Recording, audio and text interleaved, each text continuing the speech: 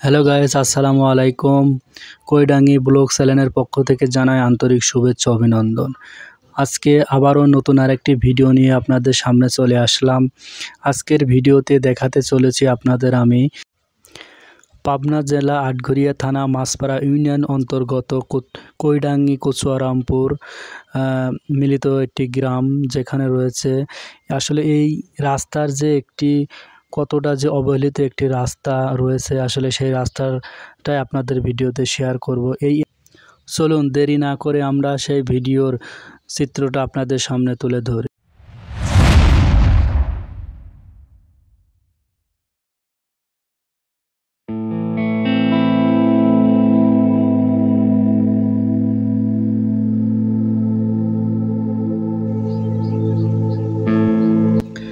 এই দৃশ্যটা আমাদের পরিচিত, কাঁচা রাস্তা, কাদায় ভরা আর পানিতে ডুবে থাকা পথ। এটা কোনো পাহাড়ি দুর্গম এলাকা নয়, এটা আমাদেরই গ্রাম। এখানে প্রতিদিন মানুষ হেঁটে চলে, স্কুলে যায় বাচ্চারা, কৃষক যায় মাঠে ফসল তুলতে।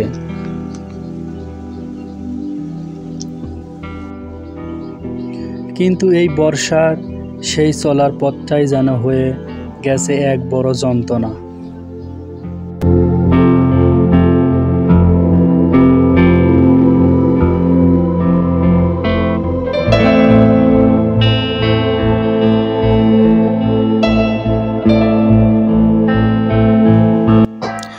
কেউ হয়তো হাঁটছে পা টেনে টেনে, কেউ বা পিছলে পড়ে যাচ্ছে কাদায়। গ্রামের এই রাস্তা দিয়ে গর্ভবতী নারী, অসুস্থ রোগী, এমনকি বৃদ্ধ মানুষরাও পার হচ্ছে জীবনের ঝুঁকি নিয়ে। প্রতিটি দিন এখানে যেন শুরু হয় কষ্টে দিয়ে আর শেষ হয় ক্লান্তি আর অসহায়তার মাঝে।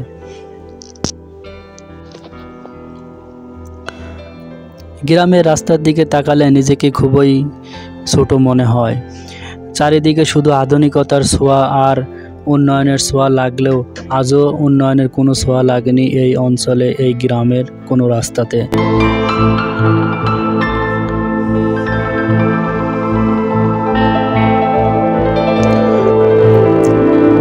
এই গ্রামের মানুষের প্রত্যেকটি দিন কাটে খুবই কষ্টের মধ্যে দিয়ে। রাত পোহালেই মনে হয় ফসলের জমিতে ফসল কাটবো কী করে, সেটা বা কাটলাম কিন্তু কি করে নিয়ে আসবো ফসল বাড়িতে, সেই চিন্তায় যেন ঘুম আসে না সারা রাত এই গ্রামের মানুষের।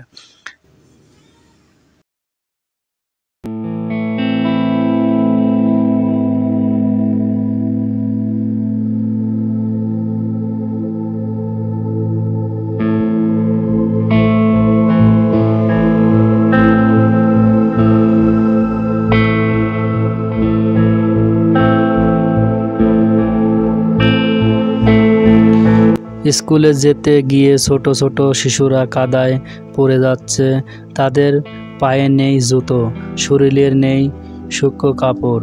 শিক্ষা নেওয়ার আগেই যেন তারা শিখে নিচ্ছে কষ্টের সহ্য করতে হয় কিভাবে।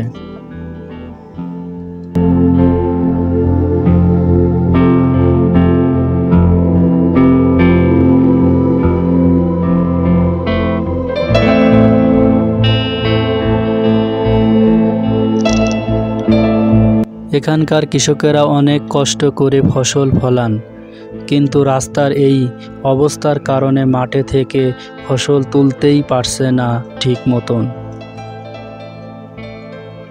ট্রাক্টর, গরু গাড়ি তো দূরের কথা, কেউ পায়ে হেঁটেও ফসল আনতে পারছে না।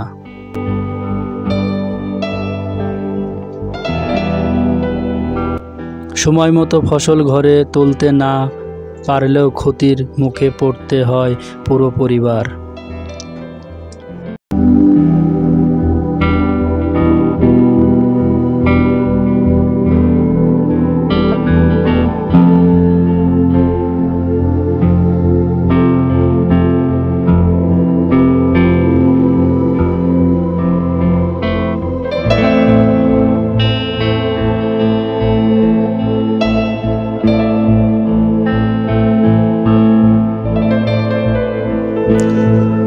বন্ধুরা দেখতে পাচ্ছেন এখানকার রাস্তার কি হাল। এখানে দেখেন যে পরিমাণ এখানে গর্ত হয়েছে, আসলে এখানে কোনো প্রকারে আসলে এই জায়গা দিয়ে কোনো কিছু যাওয়া সম্ভব না।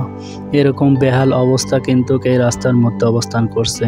এই পাশ দিয়ে কিন্তু বয়ে গেছে একটি বড় ধরনের পুকুর। আসলে এই পুকুরগুলোর কারণেই এই রাস্তাগুলোর বেহাল অবস্থা সৃষ্টি হয়েছে।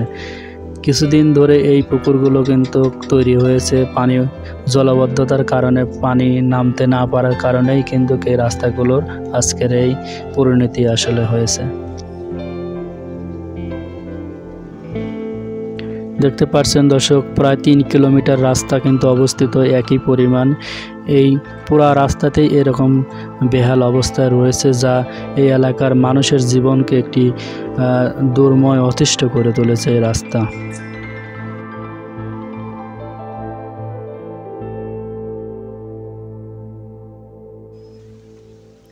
পায়ে হেঁটে যত দূর যায় আপনার চোখে পড়বে যেন কাদা আর পানির যেন একটি রাজ্য অবস্থান করছে শূন্যের ওপর।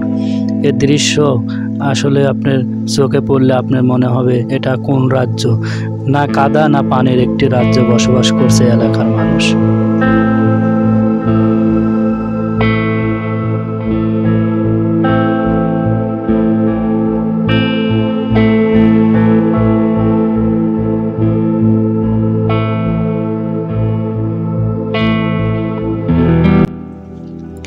একজন বৃদ্ধ দাদু বললেন, জীবনভর এই রাস্তায় কষ্ট করেছি, সরকার যদি একটু নজর দিত আমরা একটু ভালোভাবে চলতে পারতাম এই রাস্তা দিয়ে।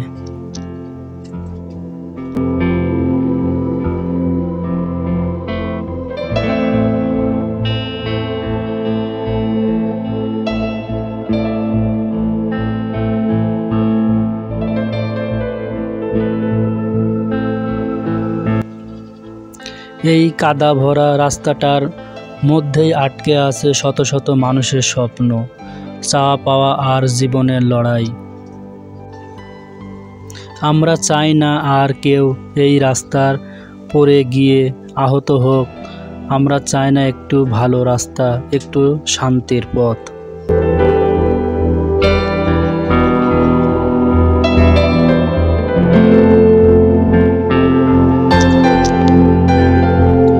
সরকার, স্থানীয় প্রশাসন কিংবা কোনো হৃদয়বান মানুষ যদি এই রাস্তাটার পাকা করতে এগিয়ে আসেন, তাহলে শুধু একটা রাস্তা নয়, বদলে যাবে হাজারো মানুষের জীবন।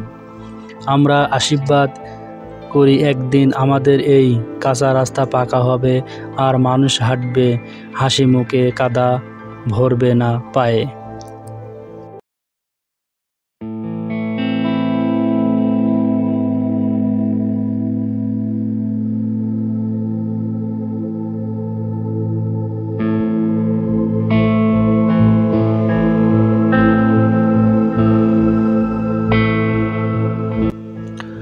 বন্ধুরা দেখতে পাচ্ছেন আসলে এই রাস্তাটা নষ্ট হওয়ার মূল উদ্দেশ্য হলে পুরা রাস্তার পাশ দিয়ে বয়ে গেছে কিন্তু অসংখ্য পুকুর পুষ্করণী, যেগুলো প্রতি বছর মাছের শিকার হচ্ছে এই রাস্তাগুলো নিচ দিয়ে খনন হওয়ার কারণেই কিন্তু এই রাস্তাগুলো ভেঙে যাচ্ছে আর রাস্তাগুলো ক্ষতিগ্রস্ত হচ্ছে।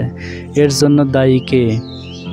দেখেন দর্শক, এই রাস্তাটার কি পরিমাণ অবস্থা, কি বেহাল অবস্থা, এই রাস্তাগুলোর অবস্থা দেখেন। একজন কৃষক তার ধান বাজারে নিয়ে যাবে কিন্তু তিনি নিতে পারছে না, মাথায় করে অল্প করে ধান নিয়ে যাচ্ছে।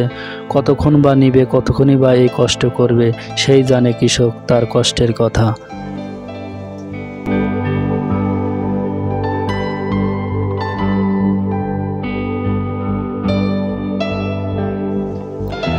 এই কৃষক তার ধান কিন্তু রাস্তা দিয়ে না যেতে পেরে বিকল্প রাস্তা দিয়ে কিন্তু একটি জমির আইল ঘেঁষে একটি চিকন রাস্তা চলে গেছে, সেই রাস্তা দিয়ে কিন্তু তিনি হেঁটে যাচ্ছে।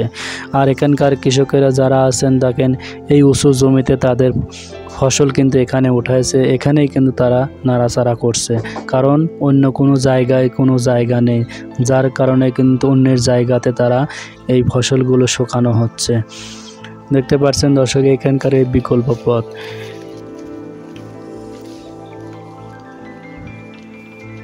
আমার এই ভিডিওটি যদি আপনারা কোনো সহৃদয়বান ব্যক্তি, প্রশাসনিক কোনো লোক এই ভিডিওটা দেখে থাকেন, অবশ্যই এই রাস্তার দিকে আপনাদের নেক নজরে দেখবেন এবং এই এলাকাবাসী গ্রামবাসীর জন্য অবশ্যই একটু এই রাস্তার জন্য কাজ করবেন, মেহনতি মানুষের পাশে দাঁড়াবেন, এটাই আমাদের কাম্য। বন্ধুরা, এই পুরো রাস্তার অবস্থা এরকম। তো বন্ধুরা, রাস্তা ঘুরতে ঘুরতেই আজকের ভিডিওটা এখানে শেষ করতে হচ্ছে। দেখা হবে নতুন কোনো ভিডিওতে, নতুন কোনো গল্প নিয়ে। সে পর্যন্ত ভালো থাকবেন। আল্লাহ হাফেজ।